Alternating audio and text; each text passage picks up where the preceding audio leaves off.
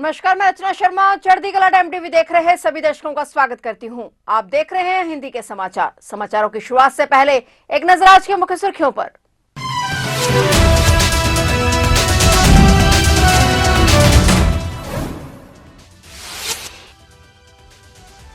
दिल्ली में कल प्रधानमंत्री नरेंद्र मोदी फूकेंगे चुनावी बिगुल। 4,500 करोड़ की कई परियोजनाओं की देंगे सौगात। पीएम झुग्गी वासियों को डीडीए के फ्लैट की सौंपेंगे चाबी।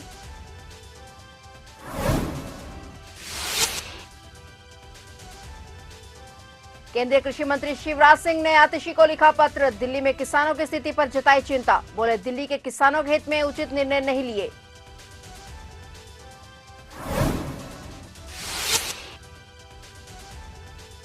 शंभू से फिर दिल्ली कूच की तैयारी। सरवण पंदेर की अपील। ट्रैक्टर ट्रॉलियां लेकर पहुंचे किसान। 4 जनवरी को किसानों की महापंचायत।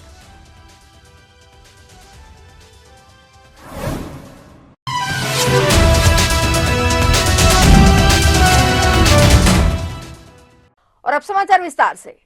प्रधानमंत्री नरेंद्र मोदी दिल्ली में कल शुक्रवार को विधानसभा चुनाव का बिगुल फूकेंगे। रोहिणी के जापानी पार्क में पीएम रैली को संबोधित करेंगे और दिल्ली के विकास की कार्य योजना पेश करते हुए 4,500 करोड़ रुपए की कई परियोजनाओं की सौगात देंगे। वहीं प्रधानमंत्री की दूसरी रैली 5 जनवरी को पूर्वी दिल्ली के सीबीडी ग्राउंड में प्रस्तावित है और इस मौके पर प्रधानमंत्री दिल्ली मेट्रो के फेज 4 के तहत रिठाला नरेला कुंडली लाइन का शिलान्यास और दिल्ली सहारनपुर नेशनल हाईवे के शुभारंभ के साथ ही दिल्ली को जाम और प्रदूषण मुक्त करने के लिए 4 मुख्य प्रोजेक्टों से अवगत कराएंगे। भाजपा जनसभाओं में भारी भीड़ जुटाने की तैयारी में है। प्रधानमंत्री नरेंद्र मोदी 3 जनवरी को पूर्वी और पश्चिमी दिल्ली में 2 नए दिल्ली विश्वविद्यालय परिसरों के साथ साथ वीर सावरकर के नाम पर एक कॉलेज की आधारशिला भी रख सकते हैं। विश्वविद्यालय के सूत्रों ने यह जानकारी दी है। यह कॉलेज नजफगढ़ में सावरकर कॉलेज 140 करोड़ रुपए की अनुमानित लागत से बनाया जाएगा। इसके अलावा राजधानी में झुग्गी वासियों के लिए नववर्ष की शुरुआत खुशखबरी लेकर आई है। दिल्ली विकास प्राधिकरण की ओर से वजीरपुर में बनाए गए 1,645 स्वाभिमान फ्लैट की चाबी प्रधानमंत्री नरेंद्र मोदी कल शुक्रवार को अशोक विहार के झुग्गी वासियों को सौंपेंगे।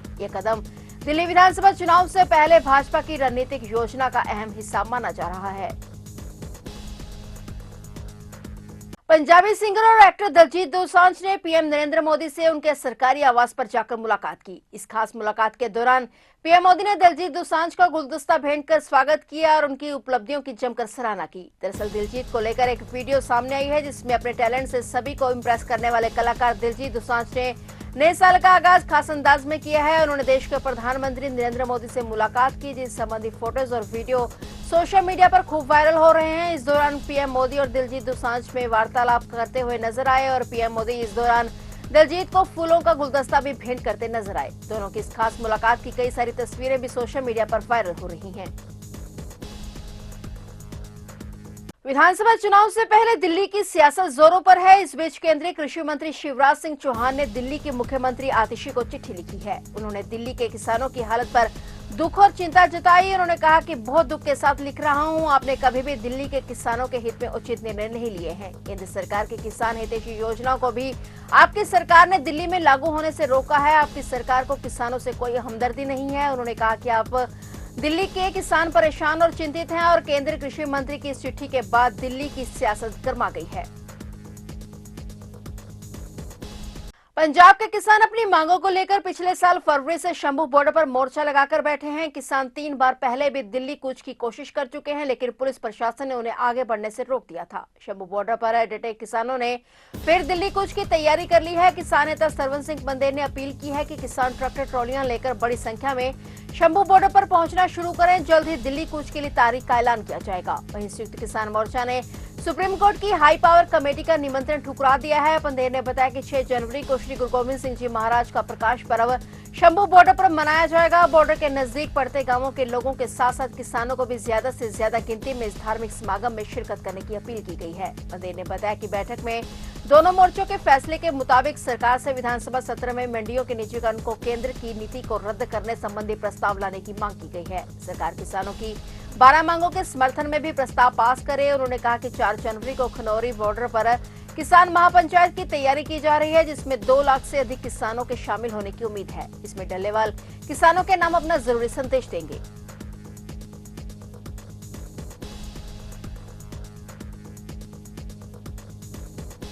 पंजाब सरकार द्वारा बढ़ती सर्दी के चलते बच्चों और अध्यापकों की सुरक्षा के मद्देनजर बेशक स्कूलों की छुट्टियां 7 जनवरी तक बढ़ा दी गई हैं, लेकिन परीक्षाओं के दिनों में स्टूडेंट्स की पढ़ाई पर इन छुट्टियों का असर ना पड़े, इसलिए स्कूलों ने भी ऑनलाइन कक्षाओं की व्यवस्था को अपना लिया है। स्कूलों का मानना है कि उनके इस कदम से एक तरफ जहां सरकार के आदेश अमल में आएंगे, वहीं बच्चों की पढ़ाई भी प्रभावित नहीं होगी। जानकारी के मुताबिक कई स्कूलों में सर्दी की छुट्टियों के बाद 1 जनवरी से कक्षाएं शुरू होनी थी, लेकिन सरकार के एकाक आए आदेशों ने प्रिंसिपलों की सिरदर्दी बढ़ा दी है। सीबीएसई स्कूलों में 15 फरवरी तो आईसीएसई से एफिलिएटेड स्कूलों में 10वीं और 12वीं के विद्यार्थियों की परीक्षाएं 13 फरवरी से शुरू हो रही हैं और इससे पहले स्टूडेंट्स को परफॉर्मेंस चेक करने के लिए स्कूल प्री बोर्ड एग्जाम करवाते हैं, ताकि विद्यार्थी के विषय संबंधित कमियों को समय रहते ही सुधारा जा सके। इसलिए सरकार ने ऑनलाइन कक्षा लगाने के आदेश दिए हैं।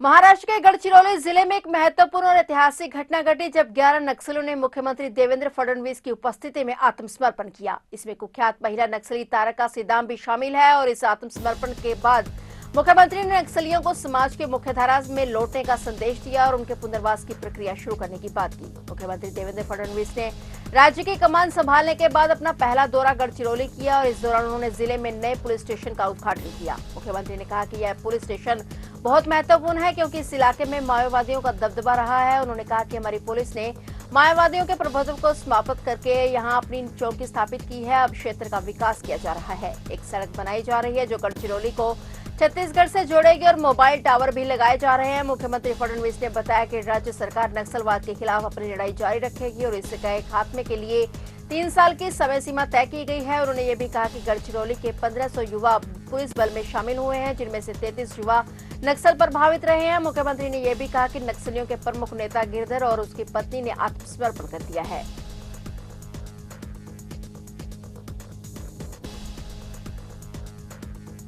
आरिफ मोहम्मद खान ने आज राजभवन में बिहार के राज्यपाल पद की शपथ ली है। अधिकारियों ने यह जानकारी दी। उन्होंने बताया कि शपथ ग्रहण समारोह में बड़े बड़े राजनेता शामिल हुए। इस दौरान नए राज्यपाल आरिफ मोहम्मद खान ने कहा कि वह राज्य की गौरवशाली परंपरा के अनुरूप अपने कर्तव्यों के निर्वाह का पूर्ण प्रयास करेंगे। उन्होंने कहा कि मैं बिहार के गौरवशाली इतिहास को जानता हूं, इसका मुझ पर प्रभाव है। मैं राज्य की विरासत और गौरवशाली परंपरा के अनुसार अपने कर्तव्यों का पालन करने का प्रयास करूंगा। ये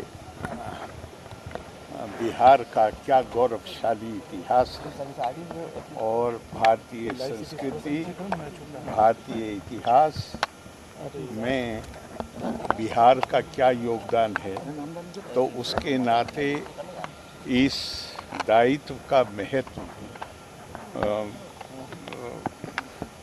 मेरे ऊपर उसका जो असर है और मैं पूरा प्रयास करूंगा कि मैं यहाँ की जो गौरवशाली परंपराएं हैं, जो ऐतिहासिक धरोहर है, उसके अनुरूप यहाँ पर अपने दायित्व का निर्वाह कर सकूं। धन्यवाद।